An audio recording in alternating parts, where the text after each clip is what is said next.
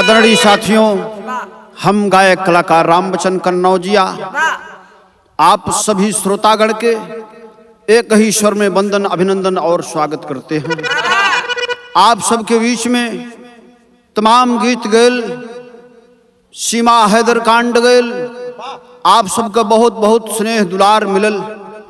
आशा नहीं पूर्ण विश्वास करते जा इहो गीत आप सबके पसंद आई और प्रार्थना बा कि ये गीत की आप सब पूरा सुनबे। गीत के शीर्षक बा कटे सर के फैसला। कहना हो चार लाइन भूमिका के अंदाज है मास्टर। कि यान पर जान दे कर मिटी हस्तियां, छल कपटी आज जीते हैं अभिमान से। बलि पावन हरिश्चंद्र काशी बिके, भीष्म मारे गए पार्थ के बाण से। अरे कृष्ण की थी कला नाश कुरपति हुआ, जब युधिष्ठिर को राजा बनाया गया।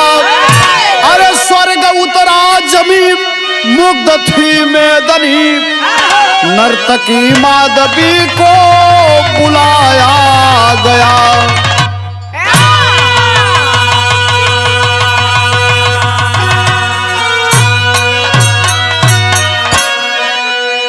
बात उस समय के मिली जौनी समय पांडव विजयी हुए, हस्तिनापुर के राजा धर्मराज युधिष्ठिर जी के बनावल गईल। मनोरंजन बदे एगो नर्तकी बोलावल गईल। वो नर्तकी आके एगो गीत गा दिलस भैया।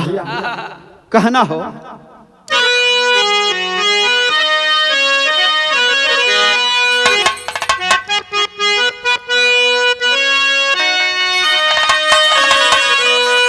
कहलस कि आज इस महफिल में मैं फंस गई फसाने में।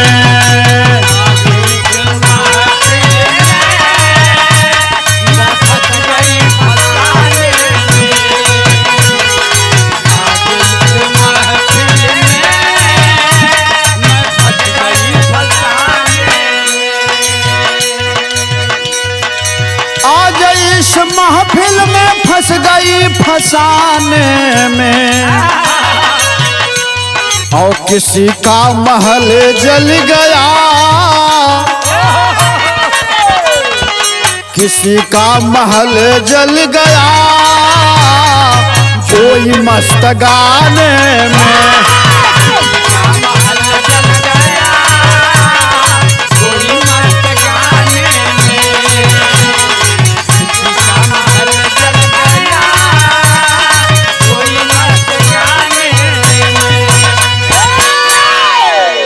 कहे कि आज इस महफिल में मैं फंस गई फंसाने में, और किसी का महल जल गया कोई मस्त गाने में। कौरवों और पांडवों पर संकेत कर दिया कि कौरवों की बगिया उजड़ गई और पांडव गीत सुनत में। अरे बाप रे बाप, धर्मराज युधिष्ठिर जी राज सिंहासन से खड़े हो गए। बंद कर दो इस गीत को, कोई दूसरी गीत गाओ। इसीलिए तुम्हें बुलाया गया है पांडवों का अपमान करने के लिए। ये भैया वो नर्तकी दूसरा गीत गौलस, यह गौले बा कि अरे छुप कर के वार करना, अरे छुप कर के वार करना, अरे हिजड़ों के है समान। मुँह ना छुपाए जंग में, अरे वह तो महान है। मुँह ना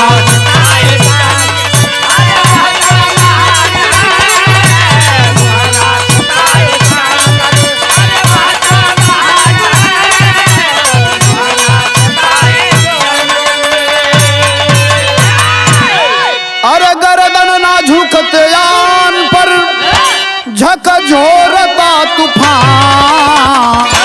इतिहास, अरे इतिहास से अमर हो गया, अरे गाता है गुण जहां।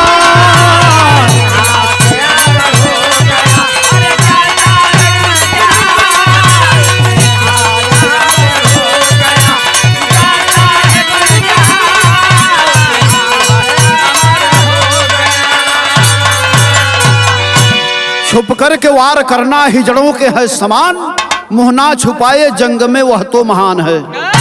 यह बतिया गोलस तो अर्जुन जी के याद आ गई कि जौनी समय दादा भीष्म के मार बाणों के सरसया पर गिरोले रहन, वो बतिया अर्जुन जी के याद आ गई। गांडी उधारी वीर अर्जुन अपनी गांडी को संवारते हुए खड़े हो गए। बंद कर दो इस गीत को, कोई दूसरी गीत गाओले। तो वो इस समय नर्तकी तीसरी गीत गाओले। भैया कैसे?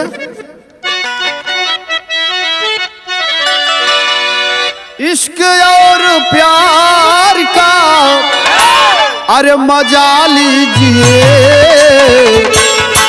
थोड़ा इंतजार का मजा लीजिए।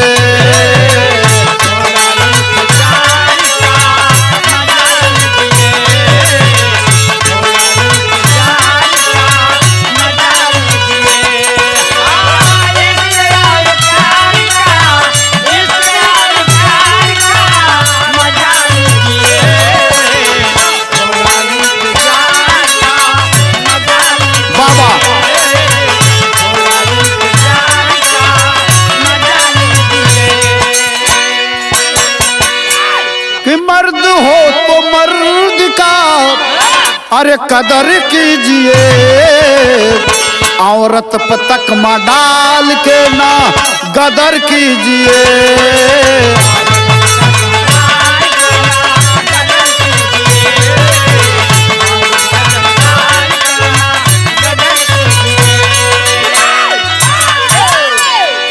कलश की मर्द हो तो मर्द का कदर कीजिए, औरत पर तकमा डाल के ना गदर कीजिए। जौनी समय कीचक का वध भीम कैले रहन द्रौपदी के रूप बना के, उ बतिया भीम के याद आ गई। तो नजम का लाइन दिहल गल भैया।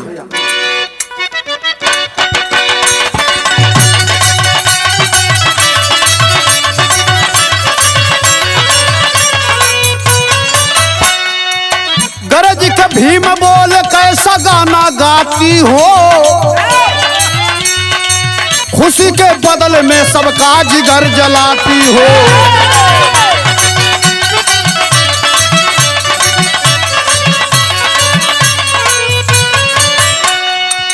बिहस के नर्तकी कहीं काहे दिल को छोट किया, हमारी बात शायद आपको भी चोट किया।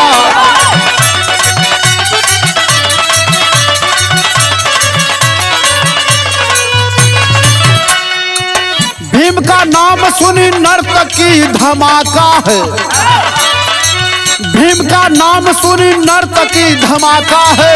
मेरे ही बल पर मिला विजय का पताका है।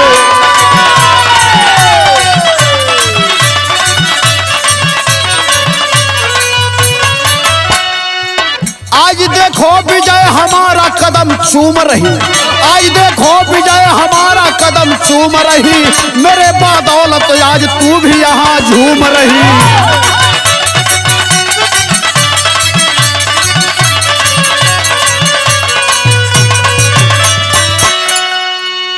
300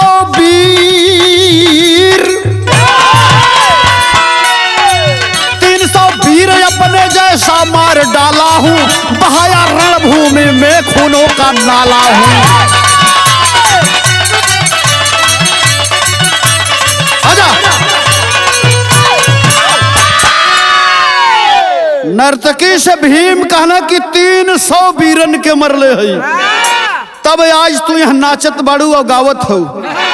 कलश के महाराज के कहना कि 100 भाई कीचक, 100 भाई दुर्योधन, 100 भाई राजा कलिंग, 300 वीरन के गदा से मरले है।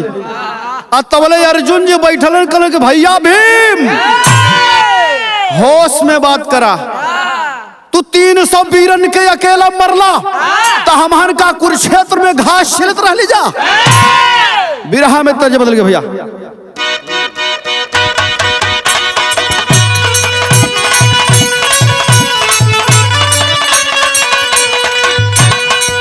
होय होय होय होय, देखा हमारे मास्टर साहब बतावत हैं वह तरज के लाइन हो।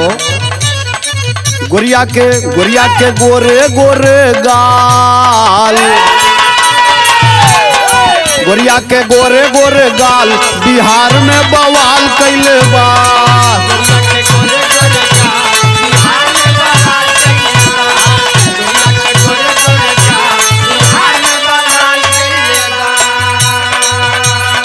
यही दुनिया के हमारे कवि जी मास्टर अगनूराम कन्नौजिया जी अपने जवानी में गावत रहलन, खम्हा पलव के नहीं तार, खम्हा पलव के नहीं तार, तब बुझिया बिहार आ गई।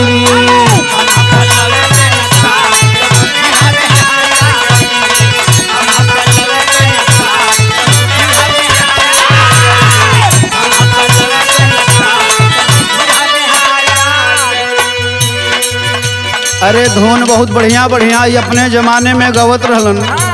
आदरणीय हमारे कवि जी आई अपने जमाने के बिरहा के भेष में पितामह रहलन। लेकिन अब बहन कहीं के बात जो ना बड़ी साफ रहे कि जौन हो और बकरिया के दूधवा में दुबिया छुआई के और भोलेनाथ का लिंगवा पकड़ के घींचे लगलन। लेकिन गीतिया के अंदर भाव हो भैया कैसे गरजे हैं अर्जुन तत्काल, गरजे हैं अर्जुन तत्काल, तो हार के हु ताल रोकी ना।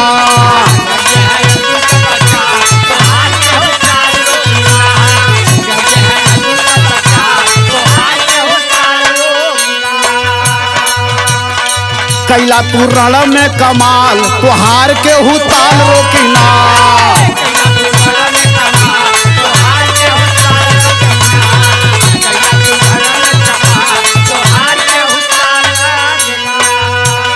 अर्जुन जी ऋषिया के कहे लगलन भैया भीम से, अरे कुछ नहीं बाटी हम तोहरे समनवा,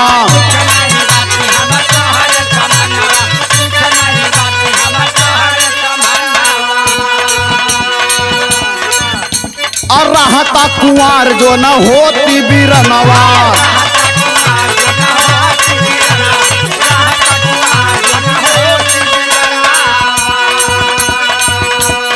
वीर कैली तुहरा के पाल,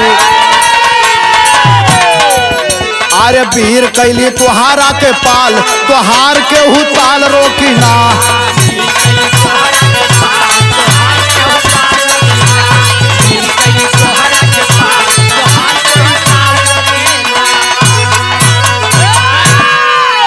अर्जुन जी कहे लगलन भैया कि हमारे आगे, अरे हमारे आगे जनि सेखी बघारा, अब भीष्म और कर्ण को बोलो किसने मारा।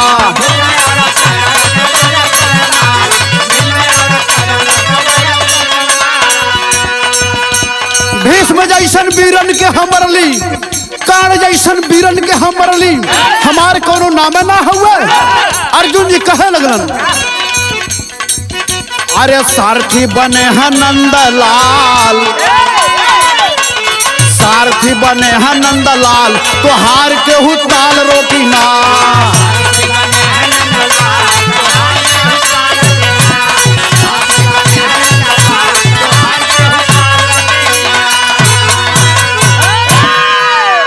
ए भैया आखिर अपने में तनाव हो गई, बात विवाद आगे बढ़त गई। यहाँ टेरी के भाव लगल भैया, गीत उत बंद हो गए तो टेरी में भाव लिखल गई कि अरे मोरे राम सरगम की तब सहनाई रुक गई, अरे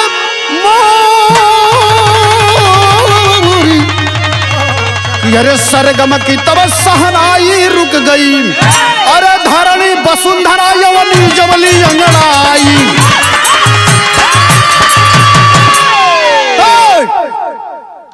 धरणी वसुंधरा यवनी जबली अंगड़ाई, सरगम की तब सहनाई रुक गई। गीत गवनई बंद हो गई और तब तक अर्जुन भीम के टकराव देख के धर्मराज जी खड़ा हो गए। तो गरजे है युधिष्ठिर चुप हो जा, अरे गरजे है युधिष्ठिर चुप हो जा, सरिता भूल गई समंदर को, बतलाओ भाई क्या मालूम आदि का दिया सवाद बंदर को। जब यक्ष सभी को मुआ दिया, उस समय कहां बिरताई थी, बल से बुद्धि बलवान हो तो हमने ही प्राण बचाई थी। धर्मराज जी कहें कि जौनी समय यक्ष प्रश्न किया, प्रश्नों का उत्तर ना देकर आप लोग सरोवर में पानी पी लिए, तो अपने बुद्धि के बल पर प्रश्नों का उत्तर देकर के हमने ही तुम्हारे प्राणों की रक्षा की थी। धर्मराज जी की बतिया सुन करके तबले नकुल सहदेव भी उठ के खड़ा हो गई। तो यहाँ एगो माता बहन लोगों वाली गीत बा भैया।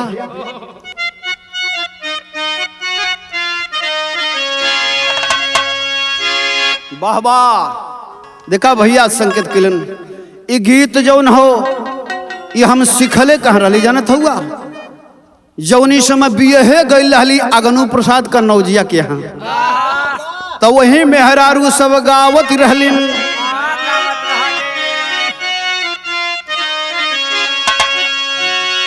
राउर कोठाया टारी, राउर कोठाया टारी,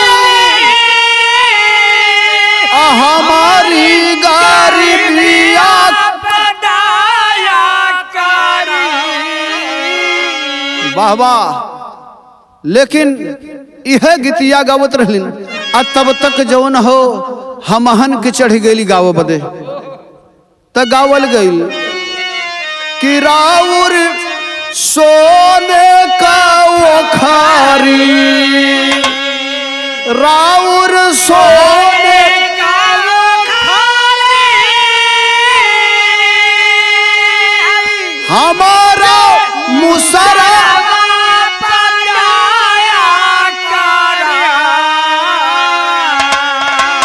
यह भाव हो।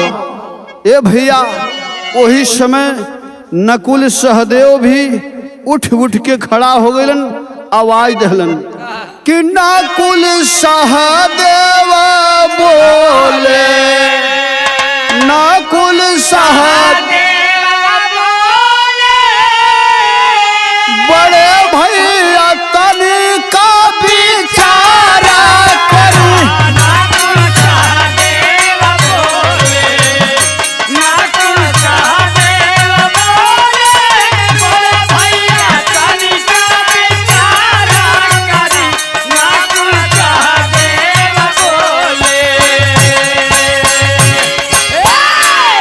कहे लगल नकुल सहदेव कि फूट से बाली को मारे राघुराई,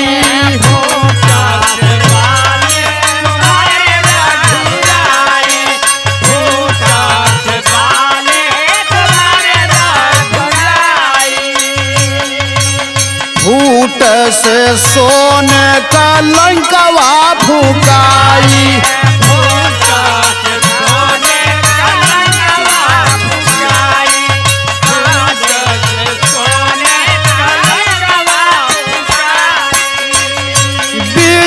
पांचों जन से होले, विजय पांचों जन से होले, विजय पांचों जन से होले, बड़े भैया तनिका विचारा करा, विजय पांचों जन से होले, विजय पांचों जन से होले, बड़े भैया तनिका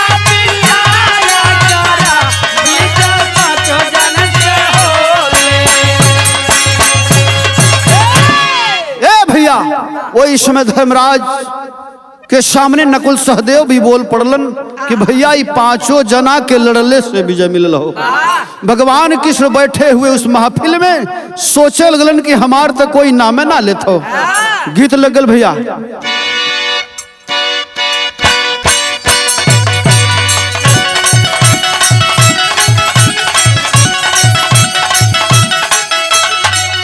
वह गीत का लाइन बा, है बड़ा या नाड़ी रब्बा उसको समझाना,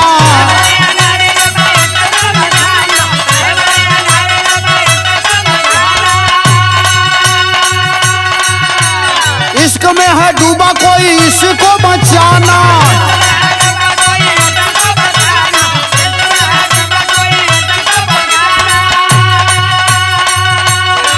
ये भी जवानी का निशाना हो गया, मुंडा गोरा रंग देख के दीवाना हो गया मुंडा।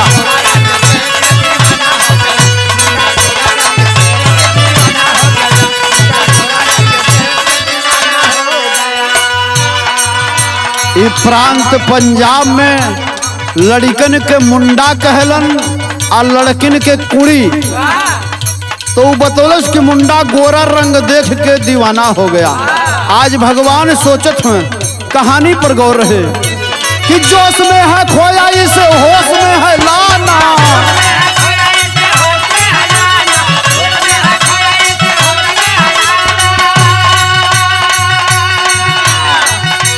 सोचे हैं मुरारी बात बिगड़ी बनाना।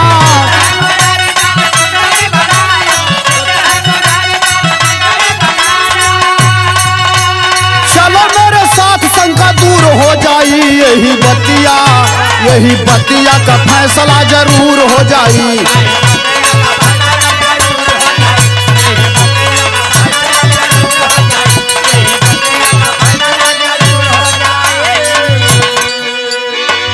भगवान कृष्ण लेकर के सर शिखर पर्वत पर जहां बर्बरी का सर रखा गया था वही जगह पर पहुंच गए पांचों पांडवन के। तो भयल का कि बर्बरी का शीश देखी हंसा है ठठाई।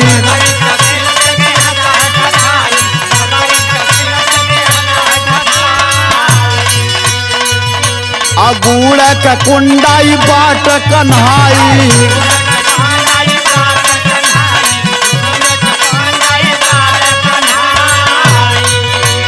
इन्हीं का नाम मशहूर हो जाई, यही बतिया का फैसला जरूर हो जाई।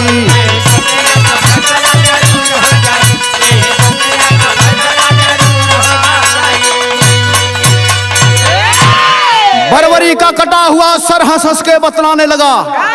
और का बतौलो भैया कि इन्हीं के बाला पर पवला विजैया।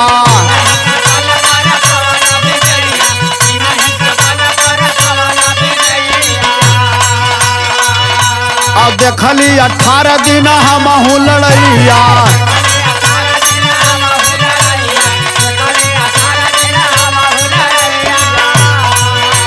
सुनी के घमंड चकना चूर हो जाई, यही बतिया का फैसला जरूर हो जाई,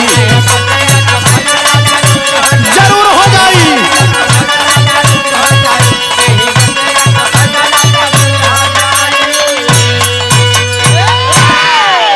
पूरे महाभारत की लड़ाई 18 दिन के अंदर हुई। बर्बरी का कटा हुआ सर हंस हंस के बतलाने लगा कि भगवान कृष्ण न होते तो आप सबको विजय प्राप्त नहीं होती। वहां से सब लोग जब वापस चल रहे से भैया तो भगवान कृष्ण कहते हैं कि अर्जुन बलवान कोई नहीं है, बलवान समय होता है। आज समय आया तो बर्बरी का कटा हुआ सर हंस हंस के बतलाया। पहाड़ के अंदर भाव हो भैया।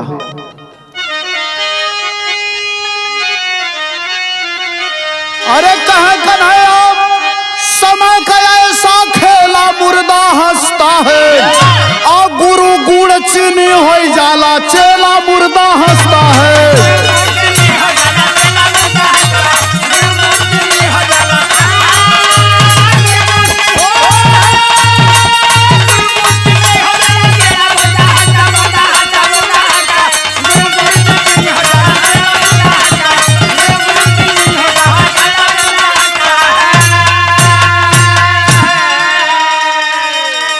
लज्जित पांडव घर आए तब कहने लगे कन्हाई हो, पाप नाशनी यज्ञ करा के सबको दो खिलाई हो। अरे घमंड से छति दुनिया यही कहेला मुर्दा हंसता है, और समय बना ही मिलता एक आधेला मुर्दा हंसता है। ए भैया जब घरवा अइलन भगवान कृष्ण कहन कि अर्जुन समय ही बलवान होती है। आप लोग बड़े भाई का कितना आदर सम्मान किया करते थे, लेकिन सर पे पाप सवार होने के कारण आपस में टकरा गए हो। इसलिए एक पाप नाशनी यज्ञ करवा दो। जितने ज्यादा लोग खा सकते हैं उतना खिला दो। जितना ज्यादा लोग खाएंगे उतना ही आपके सर से पाप हल्का होता जाएगा, लोगों में जो है वितरित हो जाएगा। कहे लगलन कि शुरू हो गया यज्ञ निमंत्रण, अर्जुन लागे देने हो, और न्योता का नाम सुनिए कभी तब तुरंत लागे रोने हो। अरे सशंकित हो गई तब पार्थ बघेला मुर्दा हंसता है, अब प्रति उत्तर में कुछ ना विप्र कहेला मुर्दा हंसता है।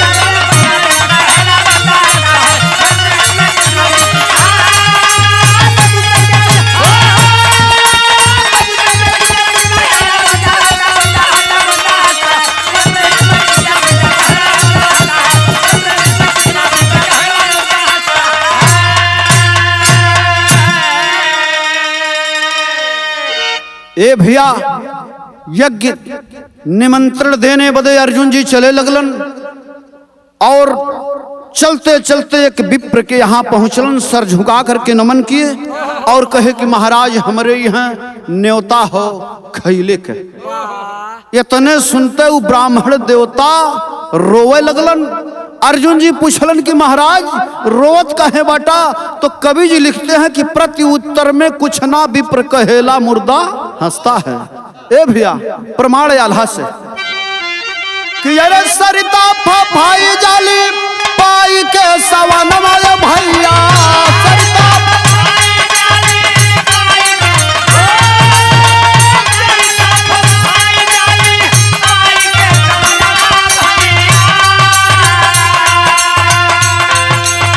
लेकिन सगारा रहला एक तार,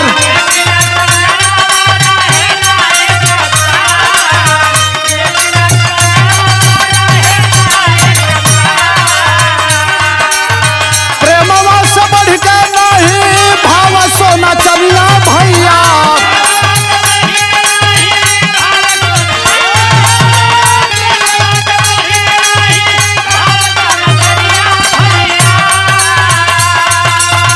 गुनवा गवाला देकर बाटे पानीदार,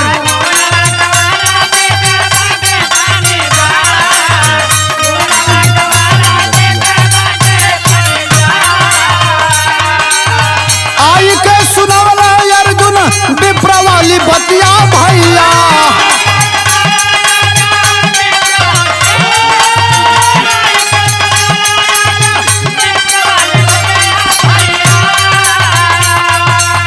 सुन के युधिष्ठिर रोवाला आंसू ढार,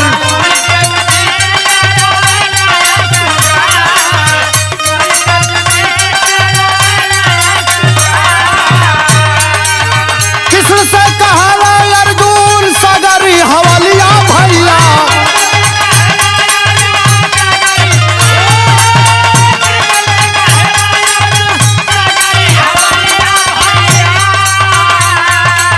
सुनता बचनिया रोवे लागल मुरार,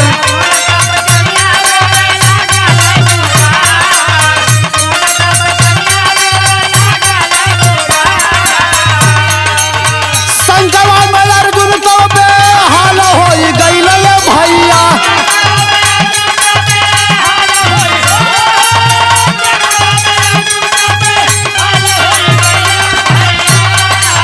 कैसा नहीं लीला भगवान बातोहार,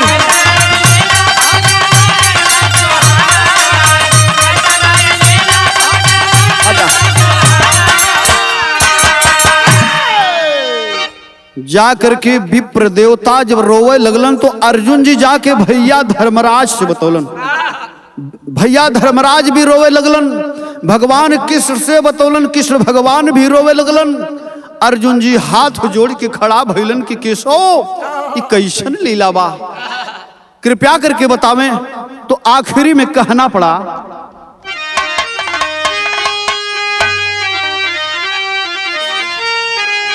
अरे बोलो अर्जुन देरी न लगावा ये हरी, हम के रोवल के करनवा बतावा ये हरी।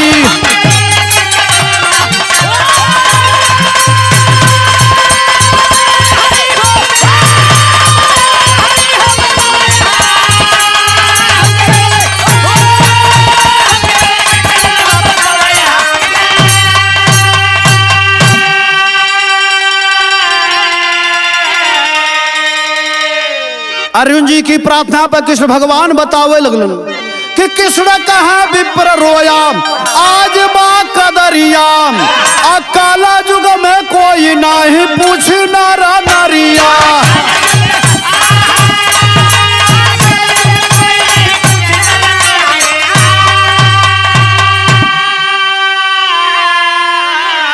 अरे मांस मदिला खई है मुर्गा के टंगरी, हम के रोवल का करनवा बतावा ये हरी। कहलन कि विप्र देवता ये हमारे रोवे लगलन कि अर्जुन जैसे सर्वश्रेष्ठ धनुधर सर झुका के प्रणाम करत हुए। कलयुग ऐसन जुग आई जौन ब्राह्मण देवता के कोनो आदर सम्मान नहीं रही। मांस मदिला विप्र होकर भी प्रयोग करिहन, मुर्गा का टंगरी चिचोरिहन, यही बदे ई जौन हो यही सोच करके भैया धर्मराज रोवे लगलन। तो बतौलन कि आखिर भैया धर्मराज कहे रोलन, तो कहे कि रोवला युधिष्ठिर आजा बोलावल नहीं आए, अरे कलयुग में यह बिन बोलावल जई है खाए।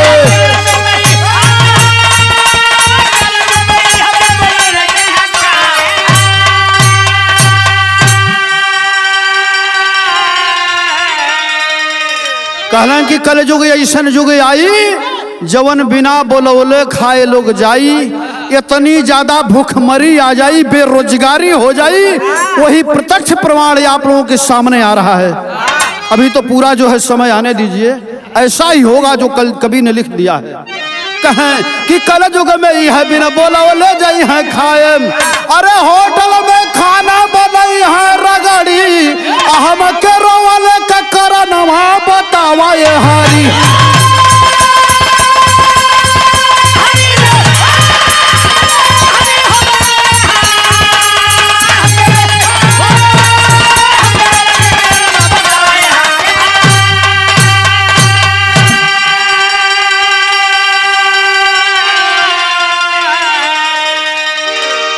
कहलन कि होटल में खाना बनाई है रगड़ी, जहां पहुंचबा सब चन्नन लगौले मिली। वो कलयुग ऐसन युग आई तो कहना हो। कहलन कि आप काहे रोला, तो भगवान कृष्ण बतावे लगलन कि मैं रोया आज भीड़ होत बाटी भारी, और कलयुग में शराब गांजा सूरती से यारी।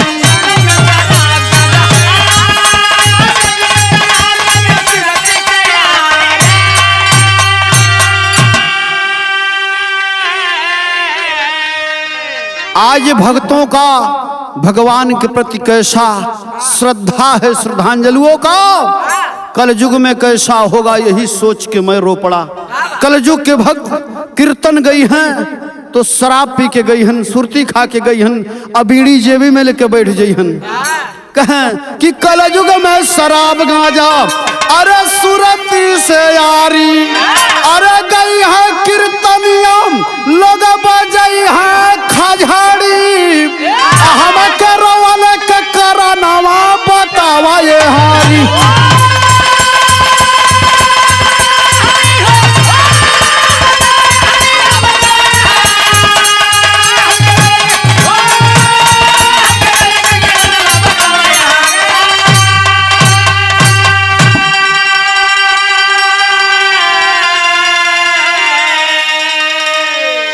कलयुग के भक्तों का व्यवहार सोच और समझ के मेरी आंखों से आंसू छलक पड़े। भगवान कृष्ण बतौलन तो आखिरी में गुरु घराने का परिचय है भैया। गुरु बिहारी गुरु गणेश गुरु रामलाल की माया विमल चंद्रिका, कवि के सौ कहें कोई पार ना। कि अरे सरगम की तब सहनाई रुक गई, अरे गायक राम बच्चन के रक्षक शारद माई, सरगम की तब सहनाई रुक